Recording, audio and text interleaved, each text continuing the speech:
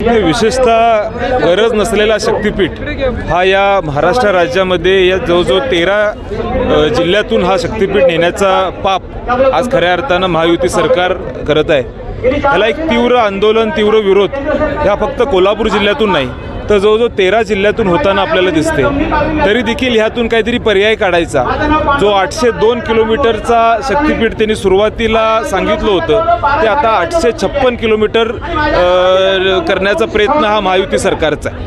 हा गरज नसलेला शक्तिपीठ महामार्ग आहे, ज्याला पॅरलल रोड आहे, ज्याला पॅरलल मार्ग आहे, त्याला देखील एक पर्याय रस्ता आणण्याचा प्रयत्न सातत्यानं महायुती सरकार करायला लागले। आज खरं म्हणजे हा महामार्ग झाल्यानंतर अनेक अडचणी आमच्या शेतकरी बंधूंना होणारे, पुराची परिस्थिती येऊ शकते, जी पिकाऊ जमीन आहे ती नापीक होणारे, आणि मग आज गरज जरी नसली तरी देखील हा शक्तिपीठ का करायचा हा प्रश्न आमच्या शेतकऱ्यांचा या ठिकाणी समोर पडलेला।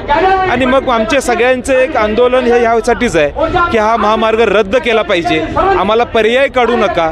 आज कोल्हापूरचा विशेषतः विचार केला तर जवळजवळ 8 तालुक्यातून हा रस्ता नेण्याचा प्रयत्न, हा 120 किलोमीटर लांबीचा रस्ता हा कोल्हापूर जिल्ह्यातून तुम्ही नेताय। तीव्र आंदोलन कोल्हापूर असेल, सांगली असेल, या 13 जिल्ह्यातून या ठिकाणी होणार आहे। आणि कुठल्याही परिस्थितीमध्ये हा महामार्ग रद्द झाल्याशिवाय आम्ही शांत बसणार नाही, ही भूमिका आदरणीय सतेज पाटील साहेब आणि आदरणीय राजू शेट्टी साहेबांच्या नेतृत्वाखाली आम्ही घेतलेली।